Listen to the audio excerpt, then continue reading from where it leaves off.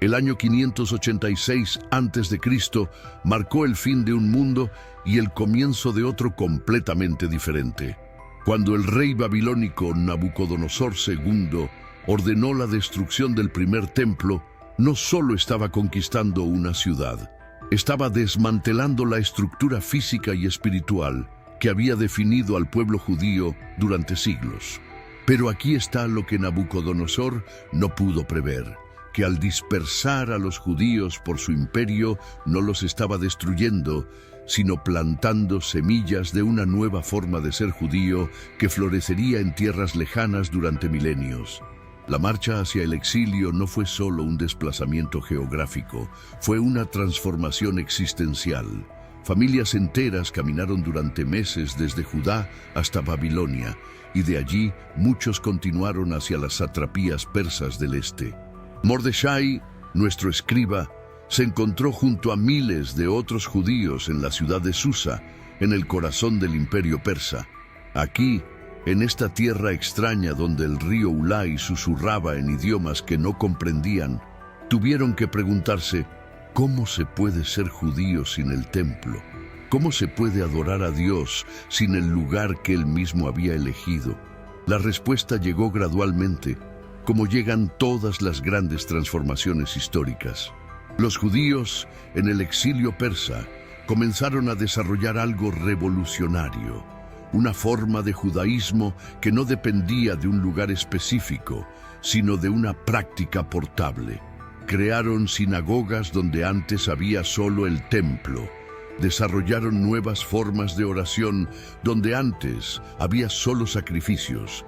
Y más importante aún, comenzaron a escribir y preservar sus tradiciones de manera que pudieran sobrevivir a cualquier otra destrucción. Mordechai, con sus manos expertas de escriba, se convirtió en uno de los arquitectos de esta nueva forma de judaísmo.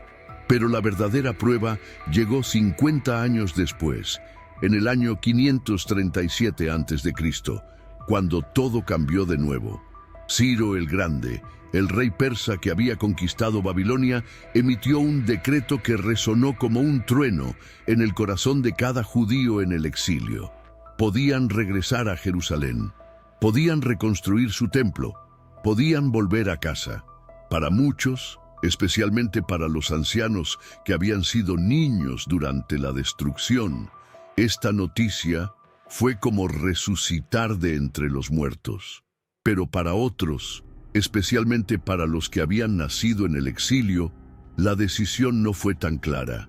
Imagina que tienes que elegir entre dos versiones de ti mismo, la persona que eras antes de una tragedia y la persona en la que te has convertido después de ella. Esa fue exactamente la decisión que enfrentó Hadassah, una joven judía que vivía en Susa durante el reinado del rey persa Asuero. Conocida por su nombre persa, Esther, ella personificaba la nueva realidad de los judíos en el exilio. Eran simultáneamente judíos y persas, manteniendo su identidad ancestral mientras adoptaban las costumbres de su nueva patria. La historia de Esther no es solo un cuento de hadas sobre una joven hermosa que se convirtió en reina. Es la historia fundacional de cómo los judíos aprendieron a sobrevivir en la diáspora. Cuando el consejero real Hamán convenció al rey Asuero de que los judíos eran una amenaza para el imperio, no estaba atacando solo a un grupo étnico. Estaba atacando la idea misma de que alguien pudiera ser leal a dos identidades al mismo tiempo. Emán representaba la mentalidad que dice, o eres completamente nuestro o eres completamente extranjero. Esther representaba la respuesta judía, podemos ser completamente ambos. El momento decisivo llegó cuando Mardoqueo, el primo de Esther, se negó a inclinarse ante Hamán. Este acto de desafío no fue solo religioso, fue político y cultural. Mardoqueo estaba diciendo, puedo ser un ciudadano leal del imperio persa, pero hay límites a lo que haré para demostrar esa lealtad. Era una declaración de principios que resonaría a través de los siglos. Los judíos podían integrarse completamente en una sociedad sin asimilarse completamente a ella. Podían adoptar el idioma, las costumbres, incluso los nombres persas, pero mantendrían ciertos aspectos de su identidad como sagrados e innegociables. Cuando Esther reveló su identidad judía al rey para salvar a su pueblo, no solo estaba salvando vidas, estaba estableciendo un precedente. Demostró que era posible ser completamente leal al Estado persa y completamente fiel a la tradición judía al mismo tiempo. Su éxito no solo salvó a los judíos de la aniquilación, sino que validó su estrategia de supervivencia, la adaptación inteligente sin asimilación total. El rey Asuero no solo permitió que los judíos se defendieran, sino que elevó a Mardoqueo a una posición de poder en el gobierno persa. La celebración de Purim, que conmemora la victoria de Esther, se convirtió en algo más que una festividad religiosa. Se convirtió en una afirmación anual de la identidad judío-persa. Cada año, cuando las familias judías en Susa, Ecbatana y otras ciudades persas se reunían para leer la Megilá de Esther, no solo estaban recordando un milagro del pasado, estaban reafirmando su derecho a existir como judíos en tierra persa. Estaban celebrando el hecho de que su hogar ya no era solo el lugar donde habían nacido, sino el lugar donde habían elegido vivir, prosperar y mantener viva su fe. La historia de Esther nos enseña que la supervivencia cultural no siempre requiere aislamiento. A veces requiere una forma muy sofisticada de integración. Los judíos persas aprendieron a hablar persa con fluidez, a adoptar nombres persas, a participar en la vida comercial y cultural del imperio, pero siempre manteniendo un núcleo de identidad que permanecía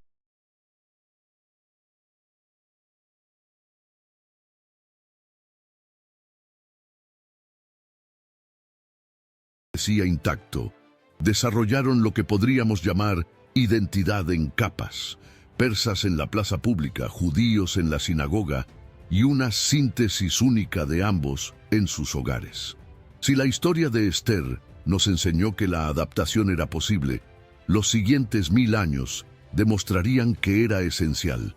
Mientras los imperios se alzaban y caían como las mareas, la comunidad judía en Persia desarrolló algo que ningún ejército podía conquistar: la capacidad de sobrevivir al cambio político manteniendo su esencia cultural intacta. Era como si hubieran aprendido a hacer agua, adaptándose a la forma de cualquier recipiente sin perder nunca su naturaleza fundamental. Cuando los partos conquistaron el imperio persa en el año 129 a.C., los judíos ya habían estado en la región durante más de 400 años. Habían desarrollado redes comerciales que se extendían desde la India hasta el Mediterráneo. Habían establecido centros de estudio que rivalizaban con los de Jerusalén, y habían creado una versión del judaísmo que era distintivamente persa, pero auténticamente judía. Los partos, pueblo nómada que valoraba el comercio y la diversidad cultural, encontraron en los judíos socios naturales. Los judíos persas no solo prosperaron económicamente durante este período, sino que también enviaron apoyo financiero y militar a sus hermanos en Judea durante las revueltas contra Roma. La prosperidad judía bajo los partos no fue accidental. Fue el resultado de una estrategia cuidadosamente desarrollada durante generaciones. Los judíos se habían convertido en especialistas en actividades que los grandes imperios necesitaban, pero que las élites locales a menudo despreciaban: comercio de larga distancia, cambio de moneda, textiles de lujo y medicinas. Eran los conectores del mundo antiguo, los que podían hacer negocios en arameo en Babilonia, en griego en Antioquía y en persa en Susa. Esta especialización económica no solo los hacía valiosos, los hacía indispensables. Cuando los sasánidas llegaron al poder en el siglo III después de Cristo, trajeron consigo una nueva religión estatal: el zoroastrismo. Esto podría haber sido un desastre para los judíos, pero una vez más su capacidad de adaptación los salvó.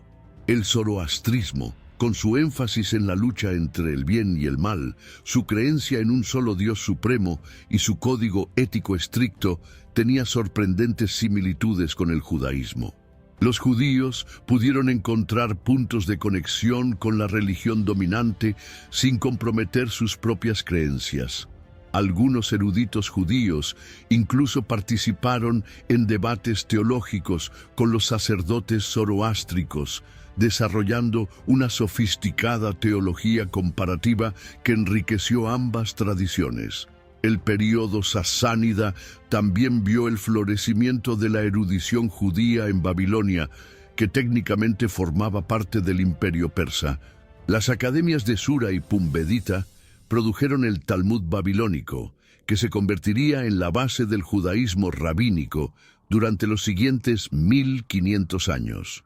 Los judíos persas no solo contribuyeron financieramente a estas academias, sino que también enviaron a sus hijos más brillantes a estudiar allí. Era un sistema educativo que funcionaba como una red internacional, conectando a los judíos de Persia con los de Mesopotamia, Siria y finalmente con los de Europa y África del Norte. La conquista árabe del siglo VII trajo el Islam, pero para los judíos persas esto fue solo otra adaptación en una larga serie de adaptaciones exitosas. El Islam, como religión abrahámica, reconocía a los judíos como pueblo del libro y les otorgaba el estatus de dhimmi o minoría protegida. Sí, había restricciones. Tenían que pagar impuestos especiales, no podían construir nuevas sinagogas sin permiso y tenían que seguir ciertas reglas sobre vestimenta y comportamiento público. Pero también tenían protección legal, libertad de culto y el derecho a mantener sus propias cortes y sistemas educativos. Para una comunidad que había aprendido a prosperar dentro de limitaciones, el sistema dhimmi no era ideal, pero era manejable. Si los primeros 1500 años de presencia judía en Irán fueron una lección de adaptación exitosa, los siguientes 200 años serían una lección mucho más dura sobre supervivencia pura. Cuando la dinastía safávida llegó al poder en 1501, trajeron consigo no solo una nueva forma de gobierno, sino una nueva forma de Islam, el chiismo duodecimano como religión estatal. Para los judíos persas, esto significó el fin de la era de adaptación relativamente cómoda y el comienzo de lo que sería el periodo más difícil de su larga historia en tierras persas. Los safávidas no solo establecieron el chiismo como religión estatal, lo hicieron con el fervor de los convertidos. Necesitaban diferenciarse de sus vecinos otomanos sunitas, y una de las formas más efectivas de hacerlo era siendo más ortodoxos, más puros, más estrictos en su aplicación de la ley islámica. Esto creó un ambiente donde las minorías religiosas, especialmente los judíos, fueron vistas no solo como diferentes, sino como potencialmente contaminantes. La doctrina de la najasat, o impureza ritual, que había existido en el Islam desde sus inicios, fue aplicada con una severidad sin precedentes bajo los safávidas. Imagina despertar un día y descubrir que tu simple presencia se considera contaminante. Eso fue exactamente lo que experimentaron los judíos persas bajo la doctrina safávida de la najasat. No podían tocar alimentos que luego pudieran ser consumidos por musulmanes. No podían usar los mismos baños públicos. En días lluviosos no podían salir a la calle porque su impureza podría extenderse a través del agua a los musulmanes. No era solo discriminación, era una forma sistemática de hacer que la vida diaria fuera casi imposible. Los judíos se vieron obligados a vivir en barrios separados, a comerciar solo entre ellos y a mantenerse casi completamente apartados de la sociedad general. La persecución alcanzó su punto más dramático en 1656, cuando el Shah Abbas II ordenó la conversión forzosa de todos los judíos en Isfahán. No fue una decisión tomada a la ligera. Fue el resultado de años de presión por parte del clero chiita, que argumentaba que la presencia judía era un obstáculo para la pureza religiosa del imperio. Miles de judíos se vieron forzados a elegir entre la conversión al Islam o la muerte. Muchos eligieron la conversión pública, pero la mayoría de estos nuevos musulmanes continuaron practicando el judaísmo en secreto, creando una forma de criptojudaísmo que persistiría durante generaciones. Esta época de persecución reveló algo extraordinario sobre la comunidad judía persa: su capacidad de resistencia no violenta.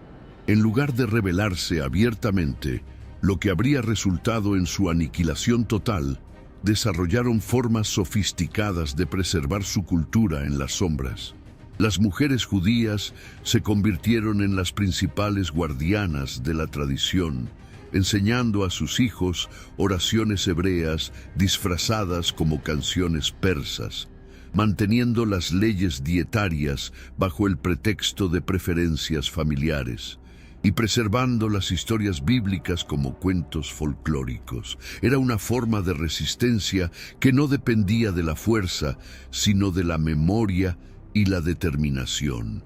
El período safávida también vio el desarrollo de una literatura judeo-persa única, especialmente el Kitab-i-Anusi, o Libro de los Conversos Forzados, que documentaba las experiencias de aquellos que habían sido obligados a convertirse al Islam, pero mantenían su fe judía en secreto. Este texto, escrito en persa pero con caracteres hebreos, se convirtió en una guía de supervivencia para los criptojudíos, proporcionando justificaciones religiosas para la disimulación y estrategias prácticas para mantener la observancia judía bajo circunstancias extremas. Era evidencia de que incluso en los momentos más oscuros, la comunidad judía persa encontraba formas de no solo sobrevivir, sino de documentar y transmitir su experiencia para las generaciones futuras. La supervivencia judía durante el período safávida no fue solo una cuestión de suerte o tolerancia ocasional. Fue el resultado de una estrategia cultural desarrollada durante siglos. Los judíos persas habían aprendido a ser invisibles cuando era necesario, a ser útiles cuando era posible y a ser resilientes siempre. Habían desarrollado lo que podríamos llamar identidad subterránea, formas de ser judío que no requerían expresión pública, pero que podían mantener la continuidad cultural incluso bajo la presión más intensa.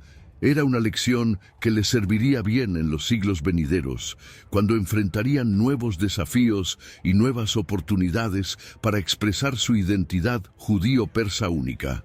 Después de siglos viviendo en las sombras, David Sassoon Kashani despertó una mañana de 1928 y por primera vez en su vida pudo caminar por las calles de Teherán sin la marca amarilla que identificaba a los judíos. Reza Shah Pahlavi había abolido todas las leyes discriminatorias de un plumazo, y David, que había heredado un pequeño negocio de alfombras de su padre, suddenly se encontró en un mundo donde ser judío ya no era una limitación legal para sus ambiciones. Era como si después de una larga noche de tormenta finalmente hubiera salido el sol, y David no sabía si reír, llorar o simplemente correr por las calles gritando de alegría.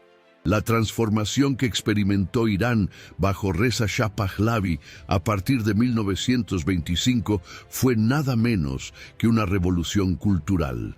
El nuevo Shah no solo quería modernizar Irán, quería crear una identidad nacional que trascendiera las divisiones religiosas y étnicas. En su visión, ser iraní era más importante que ser musulmán, cristiano, judío o zoroastriano.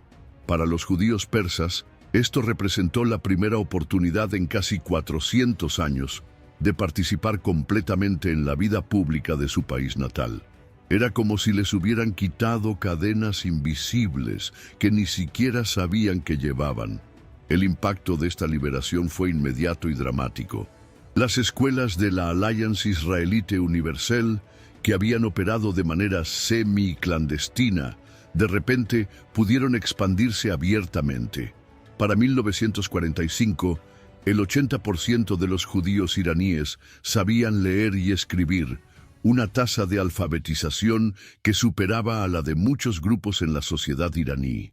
David Sassoon, nuestro comerciante de alfombras, pudo enviar a sus 3 hijos a la Universidad de Teherán, donde estudiaron ingeniería, medicina y derecho. Era una transformación generacional que habría sido impensable solo una década antes. La prosperidad judía durante este periodo no fue solo individual, fue comunitaria. Los judíos iraníes establecieron hospitales, orfanatos y centros comunitarios que servían no solo a su propia comunidad, sino a todos los iraníes. El Hospital Sina en Teherán, fundado y financiado en gran parte por familias judías, se convirtió en uno de los mejores hospitales del país, atendiendo a pacientes de todas las religiones y clases sociales. Era una forma de demostrar su gratitud hacia la sociedad iraní y de consolidar su posición como ciudadanos contributivos del país. Lo más notable de este periodo fue cómo los judíos iraníes lograron mantener su identidad religiosa mientras se integraban completamente en la sociedad moderna. Construyeron sinagogas hermosas que combinaban arquitectura tradicional persa con elementos judíos. Crearon escuelas que enseñaban tanto hebreo como persa y desarrollaron una forma única de ser judío que era distintivamente iraní. David Sassoon, por ejemplo, hablaba persa en sus negocios, hebreo en la sinagoga y en casa desarrolló una mezcla de ambos idiomas que sus nietos recordarían con cariño décadas después. Era la síntesis perfecta de identidades que habían estado desarrollando durante siglos, finalmente expresadas sin miedo ni restricciones. En una oficina modesta en París, durante los días más oscuros de la Segunda Guerra Mundial, un diplomático iraní llamado Abdol Hossein Zardari tomaba decisiones que salvarían miles de vidas judías. Mientras Oskar Schindler salvaba judíos en Polonia fabricando ollas, Zardari los salvaba en Francia fabricando pasaportes. Pero a diferencia de Schindler, cuya historia se convirtió en leyenda, la historia de Zardari permaneció en las sombras durante décadas.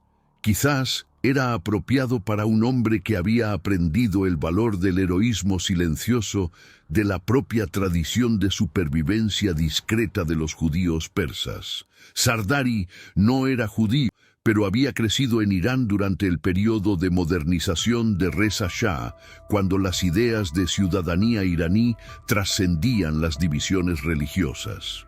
Cuando llegó a París como cónsul iraniano en 1940, se encontró con una situación que desafiaba todos sus principios sobre lo que significaba ser iraní. Las leyes antisemitas de Vichy clasificaban a todos los judíos como enemigos del Estado, incluyendo a los ciudadanos iraníes de origen judío que vivían en Francia.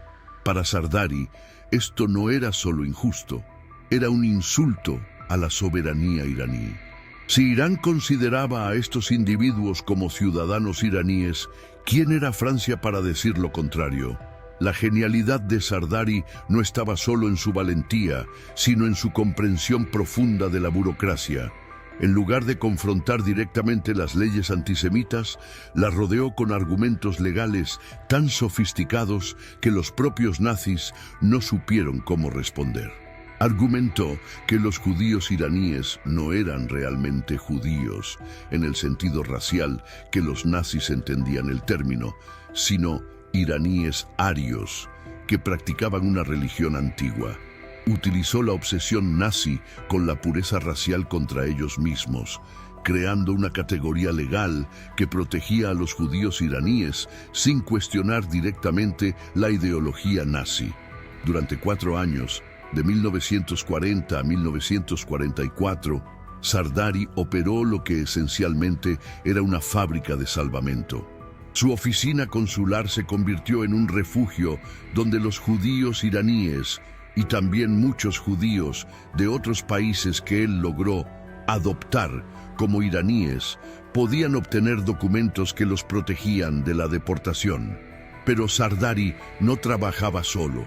Había construido una red que incluía a judíos iraníes prominentes en París, quienes ayudaban a identificar a las familias en peligro y proporcionaban la información necesaria para crear identidades convincentes. Era una operación que requería no solo valentía, sino una comprensión íntima de la comunidad judía que solo podía venir de décadas de coexistencia en Irán. La historia de Sardari nos revela algo profundo sobre la naturaleza de la sociedad iraní durante el período Pahlavi. No era solo que los judíos hubieran sido emancipados legalmente, habían sido integrados psicológicamente en la concepción iraní de ciudadanía.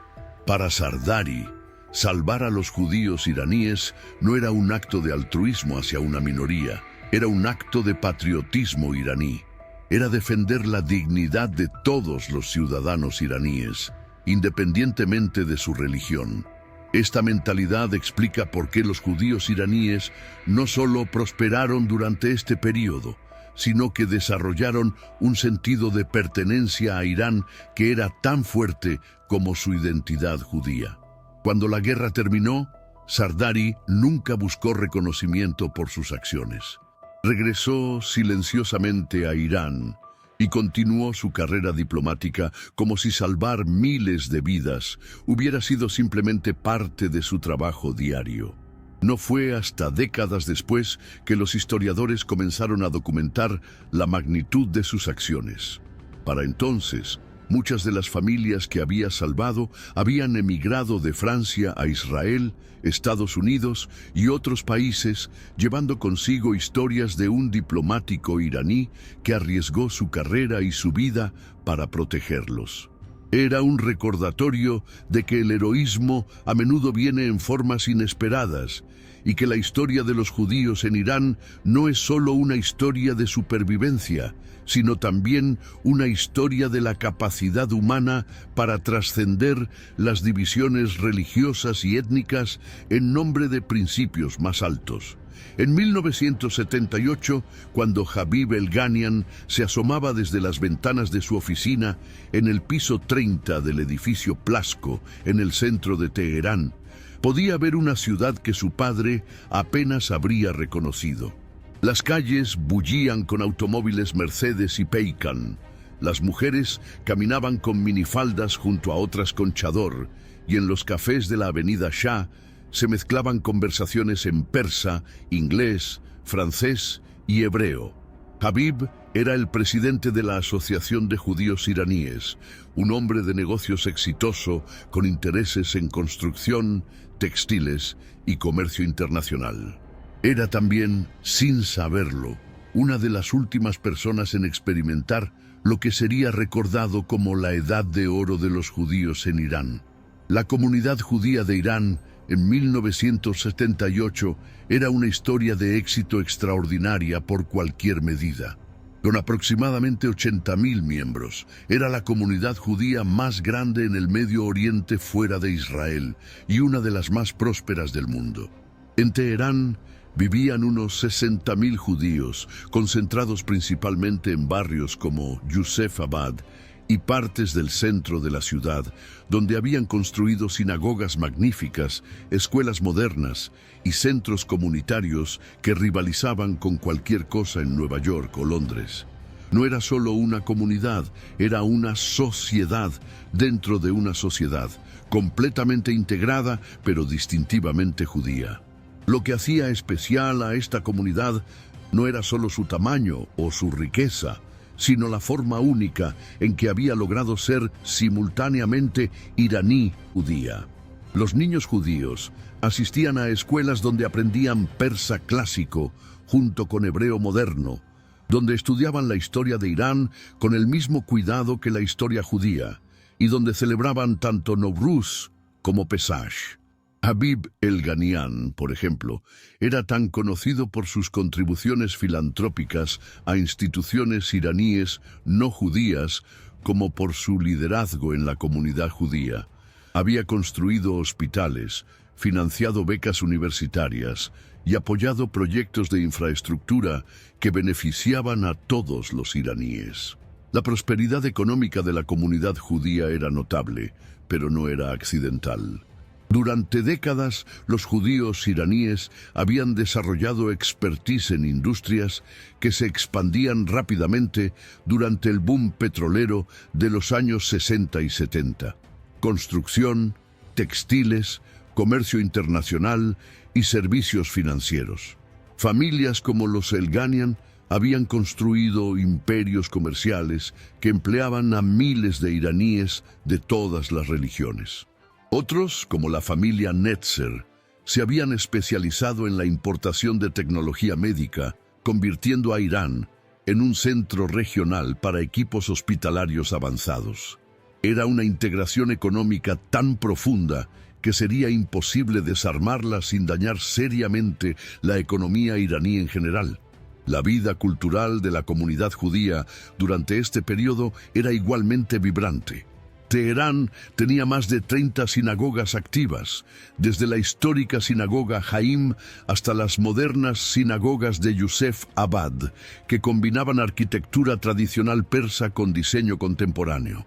Había escuelas judías que rivalizaban con las mejores instituciones educativas del país, bibliotecas con colecciones en hebreo, persa, inglés y francés, y hasta un teatro donde se presentaban obras tanto en hebreo como en persa.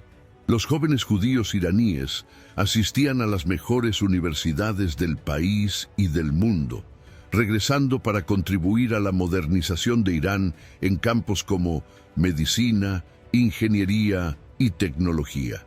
Pero quizás lo más notable de este periodo fue el grado de aceptación social que habían alcanzado los judíos iraníes. No era raro encontrar judíos en posiciones prominentes en el gobierno, las universidades y el ejército. Había médicos judíos que trataban a la familia real, arquitectos judíos que diseñaban edificios emblemáticos y empresarios judíos que eran consultados sobre política económica nacional.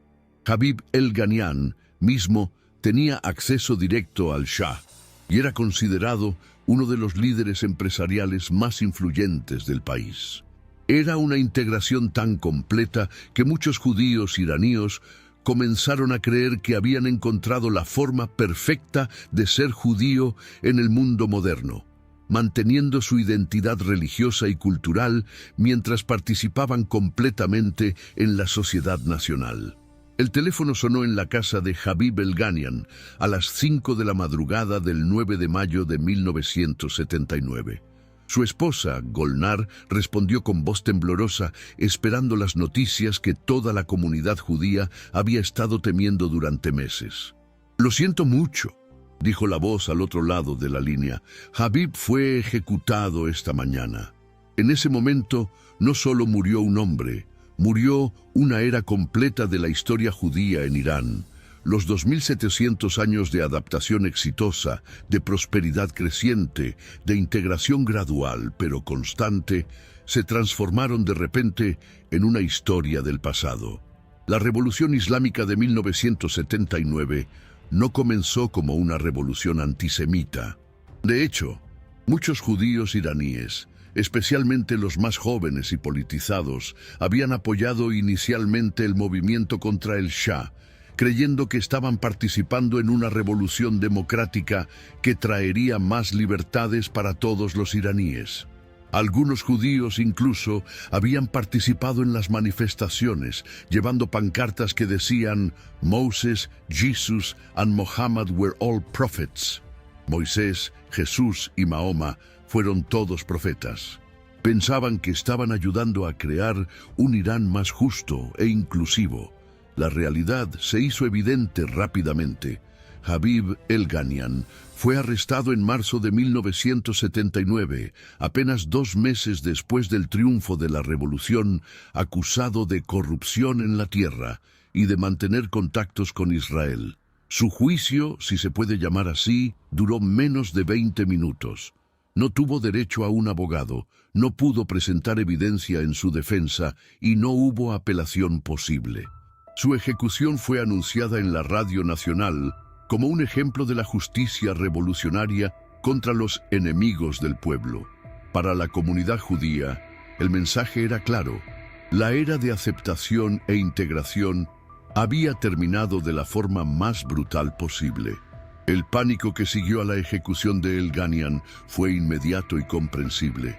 En las semanas siguientes, las oficinas de viaje en los barrios judíos de Teherán se llenaron de familias desesperadas tratando de conseguir pasajes a cualquier destino que los aceptara.